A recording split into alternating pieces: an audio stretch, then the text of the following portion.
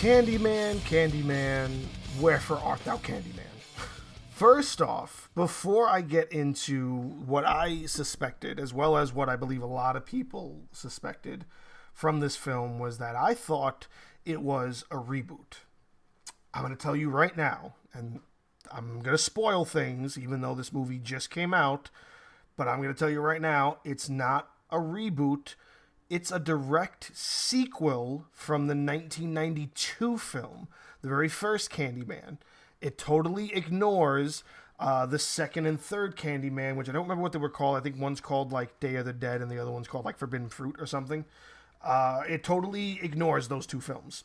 Kind of like what that new Halloween film that came out 2 years ago did, where it ignores everything from like Halloween 3 and on. It's a direct sequel to Halloween's 1 and 2, pretty much taking place 40 years after that night, and ignoring, the return of Michael Myers and Halloween H2O. It ignores all that. So that's essentially what this Candyman does.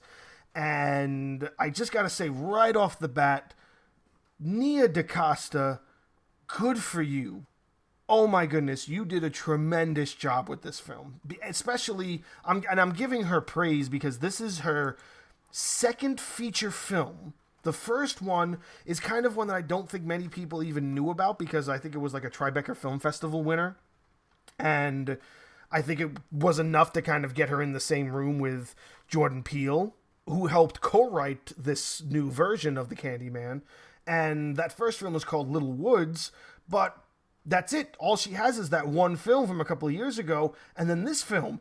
And now she's also on board to do The Marvels, which is the sequel to Captain Marvel, starring Captain Marvel, Miss Marvel, and I think another character in the Marvels realm in some way, shape, or form. But it's meant to be the sequel to Captain Marvel. So she's got that in the bag already. So you're telling me that you're going to go from Candyman to an MCU film. Good for you, girl, and by all means, I hope you can continue to make a name for yourself, because this film is tremendous, and now knowing that you only have 3 on your roster right now, one that's not out yet, and one that's a year or so old, I'm going to look for Little Woods, and I'm going to watch that film for you, because this film is tremendous, and you did a great job at it. So now, done praising Nia DaCosta, let's talk about the film Candyman. Now, I'm somewhat involved in the horror community that, revolves around the country. Me and my wife, we have our connection to that world, and we're kind of known by a few people that, they run around, they do conventions, and, we're kind of more West Coast in a way. We haven't really gone towards the East, but being that we're involved with that universe, you hear a lot of people's opinions and a lot of people's stories and their connections with films and whatnot. So I do know there's a lot of people that aren't really praising this film. I do know that it's getting kind of mixed reviews from the community, even though it's getting positive views from critics. However, being that I am a person who is involved in that community, I am a person who is going to be maybe the odd man out and say that I'm going to praise this film because I think it did a fantastic job. I think that it was unsettling. I think that it was, scary, and as scary as it can possibly get. I think the character development was very well done. And, let's go back a little bit. Let's think about what Candyman is. So Candyman is the story that derived from a short story written by Clive Barker. For those who don't know who Clive Barker is, he is an American English author, writer, and he's written a couple dozen books. He's probably right after maybe Stephen King, like within like the top 3 or the top 5 most authors who have had their books and stories adapted to film. So let's go off of what Clive Barker has had made into film. The Hellraiser series is basically all him. He wrote the Hellraiser series, and I think he named it something different, but it went on to go to be what he called it to being called Hellraiser. He wrote basically the TV series that also became a movie, Tales from the Dark Side. That was a short story of his as well. He had movies written about stories of his, one being The Book of Blood, one being Lord of Illusions. These are all films that I've seen because I'm a big Clive Barker fan. So he's got, like, the stones to write these stories, and he writes very, very good stories, and the majority of them have been turned to film. You know, I can keep going down the list. You got Rawhead Rex, you got Midnight Meat Train, you got Quicksilver Highway. I don't know why that word was so hard for me to get out, but yes, that's an old 70s horror film, or maybe even 80s.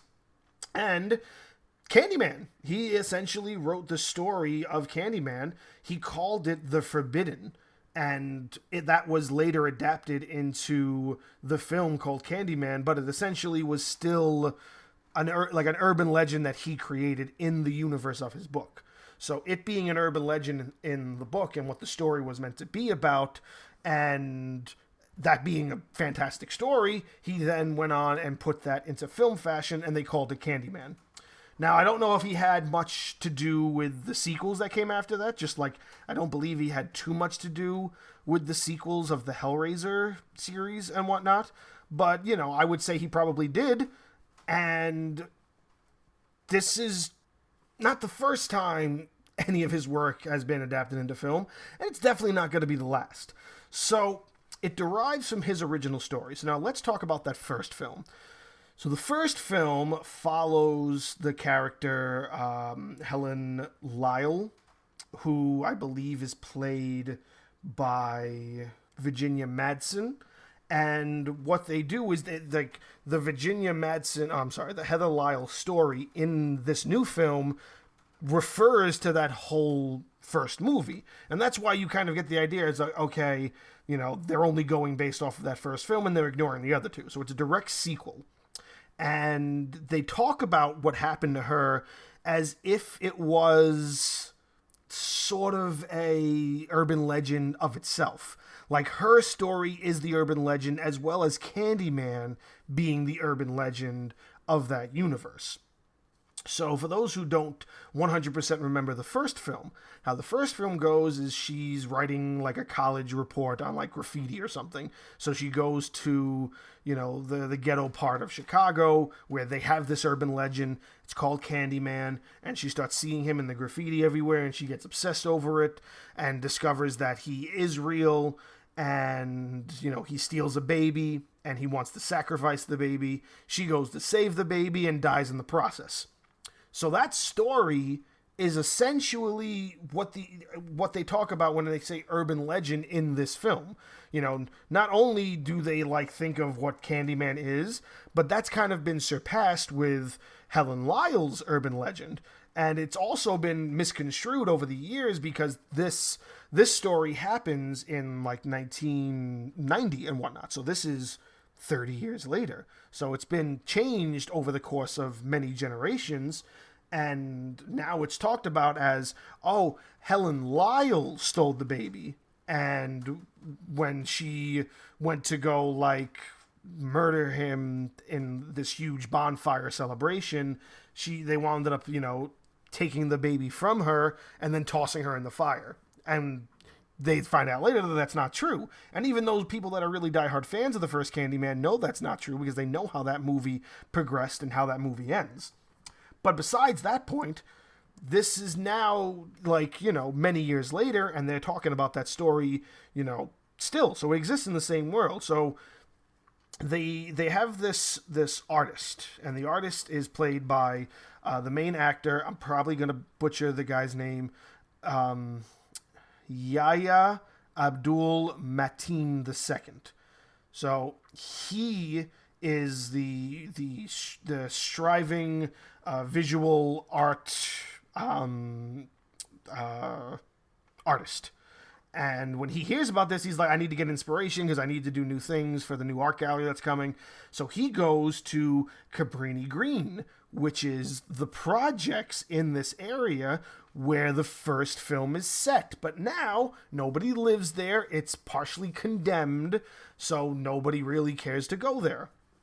He goes in there, and he gets bit by a bee, of course, because for some reason Candyman has something to do with bees. I don't know if they've ever explained that, but if they did, I still don't 100% get the reference. So he gets bit on the same hand where, he's meant to get the hook. And, the whole joke is that, well, not the joke, but the whole premise is that he's eventually going to be, his hand is going to be crippled to the point where maybe it looks like a hook. And you kind of see it when he wraps it or when he puts bandages on it. You can kind of see that certain fingers are down and up in a way where it looks like he's walking with a hook. So when he does the ritual where he says Candyman in the mirror 5 times, he doesn't get murdered. He starts getting followed. And he gets followed around, and it just so happens that most of the time when he's around people, those people wind up dying. So you're led to believe that this could be a sort of, maybe Candyman doesn't exist, or maybe it's like an hallucinogenic thing, and maybe like the bee sting is kind of making him go crazy and kind of get engulfed in Candyman and kind of feel that he is in some way, shape, or form becoming a real Candyman, and maybe Candyman doesn't essentially exist in the universe, and it's just, camera play that makes us assume that these people are getting murdered by the spirit of Candyman, where essentially they're actually getting murdered by this dude. So that's what I assumed it was going to go down.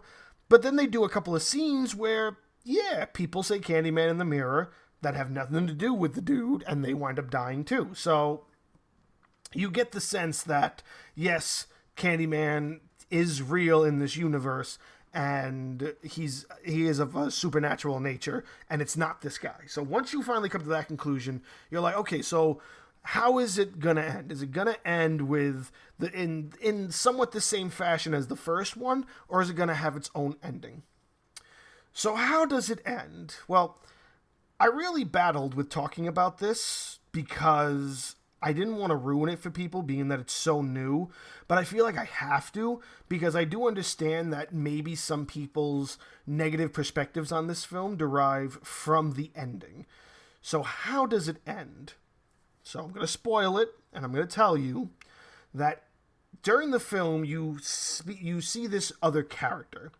Now, when they have flashbacks of when the Candyman was caught because, a little kid kind of signaled the cops without realizing it. And then he was like in the hallway outside of the room that Candyman was basically beaten and murdered. So he kind of like blamed himself in a way. And now he comes back as this laundromat owner who the artist, what's the character's name? I believe it's McAvoy or McCoy. Anthony McCoy, maybe. And he comes back to like talk to him and get information from him because, as far as McCoy knows, he doesn't know anything about Candyman, but this guy does, and he knows Caprini Green, and he was raised there. And then you learn that he's the same kid. He's just, 50 years old now. So as he's helping, McCoy learn about, his about Caprini Green, he starts to learn more about his past as well. Discovery number 1. What's discovery number 1, you ask? You learn that Anthony McCoy is the baby that was supposed to be sacrificed in the first film. The baby that Candyman stole and tried to bring into the fire pit where he and Helen Lyle would be sacrificed together, and Helen Lyle saved him. He's that baby, all grown up. And that's why it's all coming back to him. And that's why when he first does the ritual, Candyman's like, oh, you have returned. So then he slowly tries to break down his psyche so he can essentially turn him into Candyman, so to speak. But now there's one big story arc that I don't understand. And even after my wife tried to explain it to me, because in some way, shape, or form she gets it, I don't get it. So take that laundromat owner. What he does is he now kidnaps McCoy. He kidnaps McCoy's girlfriend, who's very involved in the story throughout the whole thing. She owns like the art gallery that he gets deals at, and she sees him kind of breaking down and all the psychological toll that it's taking on him, working into this Candyman stuff. So she's by his side for the most part. This laundromat guy kidnaps both of them, ties her up in an abandoned church that's on Cabrini Green grounds, and then drugs up Anthony McCoy and chops his hand off and puts the hook in the hand. And now I'm thinking, okay, is the arc supposed to be that this guy is setting him up to be the Candyman, and he just so happened to be the same kid that was the baby? Like, why is it that this guy is doing that to, this artist dude, even if he knew who he was? Does he believe in Candyman that much? Is he just known for sacrificing people to Candyman? Especially in the notion that he basically is making them become Candyman? Well, I don't know. I don't have those answers. They don't really explain much. She gets free, murders him, and then that's it. Like, his story arc is just so weird to me that I feel like, why was he involved? Was he just involved to mutilate this dude's hand that was bitten by a bee and slightly, like, how does he know that he has that direct connection where this bee sting is now growing into like this skin defect all over the right side of his body? Like, there are so many unanswered questions in that little piece that maybe it's just, I've only seen it once, so maybe it's something that I didn't catch. Maybe some other people have caught it, but I really didn't understand his story arc or that ending that he was involved in. So now, that's not the only part of the ending. There's also a little twist. So what's the little twist? So you have the guy, Anthony McCoy, who is now basically mutilated, and he looks like Candyman. So there have been a bunch of murders in town that have been related to the Candyman murders. And there she is, kind of holding him, and the cops are showing up, and she's like, we're going to get you help, we're going to get you help. And a cop walks in, and without a word, shoots him like 5 times. And boom, Anthony's dead. So you're like, holy shit, they just shot him. Jesus. All right.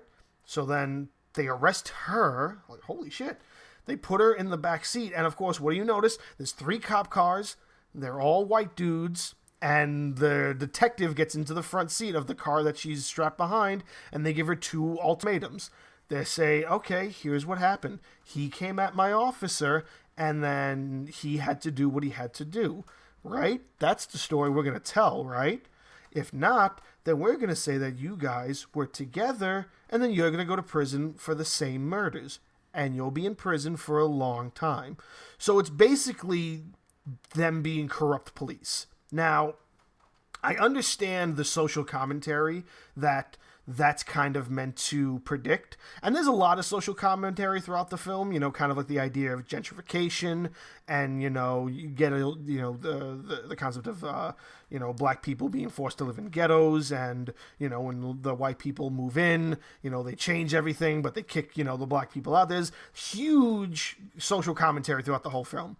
I was basically okay with everything, and I fully understood where every perspective that it was coming from, where it was involved, because it made sense everywhere. It literally did. Every time it came up in any sort of dialogue or conversation between characters, it made a lot of sense.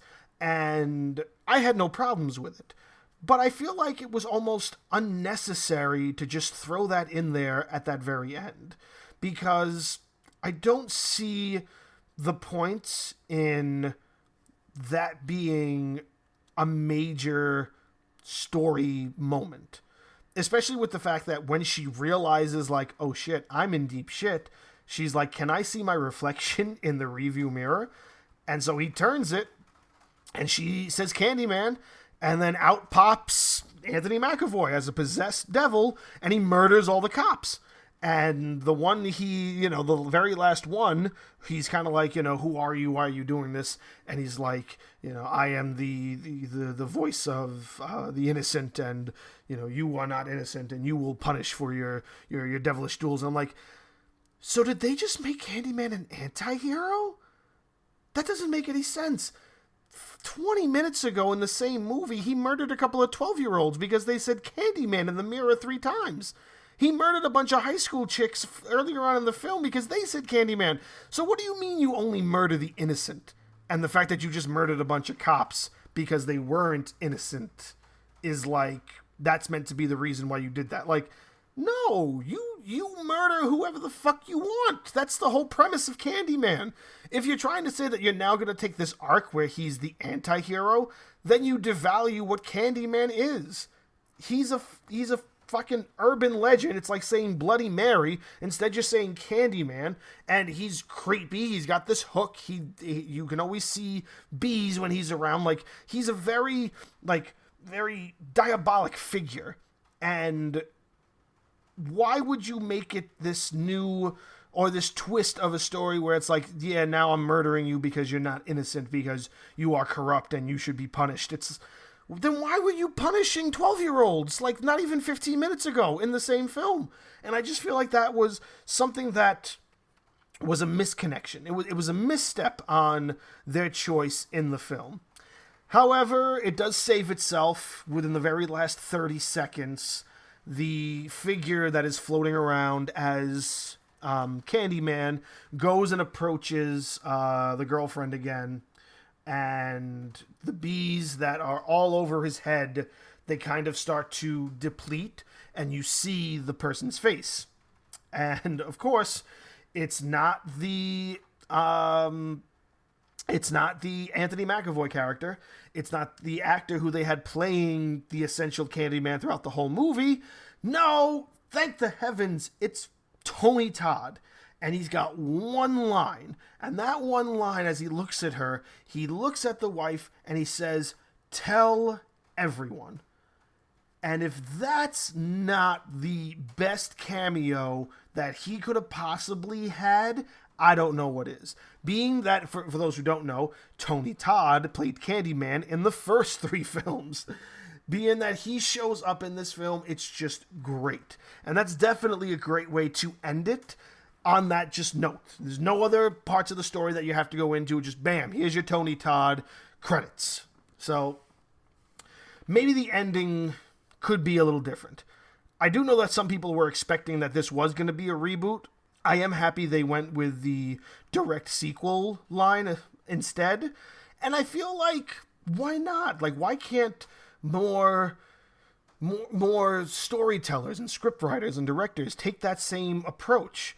Like the Halloween film that we got 2 years ago that's leading into this new Halloween film, Halloween Kills, in October, that's essentially saying, forget the timeline and the cheesy sequels that we made. Here were 2 good films. Here's what's meant to be the 3rd film, ignoring all the other things and only following after those 2 films.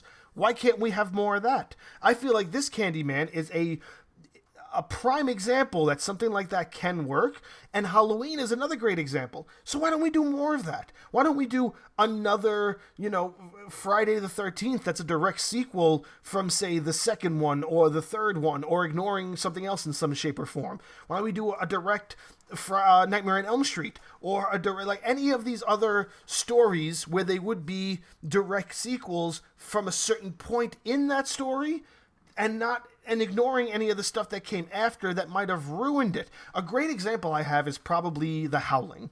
The Howling was one of my favorite werewolf movies of like the late 70s, early 80s. However, it's got 5 sequels. They are garbage. Nothing compares to the first Howling. The first Howling is a masterpiece, and everything after that is just them making dumb werewolf movies and putting The Howling as the label to kind of mesh it all together. They all suck, and the first Howling is probably the best one out of all of them. I can't really think of any of the other ones after like the 4th one off the top of my head, but I do know there's at least 6 of them, I believe, and they are all nothing in comparison to that first one. So why doesn't somebody come out and create a direct sequel from that first one and give us a Howling for this generation? with all of the new, technology that you have to make it even better. Because that's the thing. The Howling was a tremendous step forward when it came to, puppeteering and animatronics and transformations in and of itself. So why not do that now? I believe that Candyman, if it does anything, it acts as this pedestal to now live up to, because I feel like that was set by the new Halloween film, and maybe Halloween Kills is going to keep it in that fashion because now you have 2 direct sequels. I'm not saying give me another Candyman. I'm saying go back, pick a point in some of these franchises where the stories turn to shit, and give us a better story that would probably make more sense of being a direct sequel. That's what I feel should be the case. And again, this is a great film that gives that example. And Halloween is another one. And we're getting more Halloween, and I want more of something else. I want them to take this chance with anything. And Nia DaCosta, if you do it, even better. I'm fully on board with Nia DaCosta doing something else in this area, because right now she has so many what am I trying to say? It's like she's living up to so many expectations that was set forth by what you expected out of this film, that she blew all the expectations out of the water. And I have so much faith in her with the Marvels film, and I can't wait to see even more of what she has to bring to the table. And I'm gonna find Little Woods, and I'm gonna watch that movie too. And you'll probably see an entry on it pretty soon. But yeah, great job on this film. Again, ending could have been a little bit better, and hopefully we see more people taking these chances and not doing reboots, but just doing more direct right after certain event sequels. And I think that's the route they should go. I feel like this is a great opportunity for them to create those chances and create extensions of these new stories. And if they take those chances, then we'll probably get really good movies moving forward that we should have gotten back then. But then we got 7 other films and all these other random franchises that turned into what they turned into because they were just thinking about making films. They weren't thinking about making, good films. It was all just about money. And that's what it's about now too. But hopefully this kind of shows them, yes, people care about story too. And maybe that's a reason why some people don't like this, because maybe they were expecting a reboot and got a sequel, and maybe it doesn't live up to what they were expecting. But it did for me, except for my few gripes with the ending and one little character in the story. It was all good from everything else that the film gave me. I was really happy going through this whole film, and I feel like a lot of people should. And a lot of people should take it for what it is. And, if their gripes are the same as mine, and that's why they choose to say, oh, it's not worth it, then I feel like that's wrong, because I still feel it's worth it, even with the things that I find wrong in it. You know what I mean? Like, that's just my perspective. I feel like it's still a movie worthwhile, even though there are things that I would have done differently, or that I wish they didn't do, or certain story arcs that didn't make sense. It's still worth sitting through, and it's still a way better sequel than probably what we got in those other 2. I don't even remember the other 2 Candyman sequels. I don't think I ever cared to watch them. Probably because they didn't have anything to do with Clive Barker, but I don't know directly. I just know that he originated it. His story was fantastic. The first Candyman is fantastic, and this it follows suit. It lives up to it, in my eyes at least.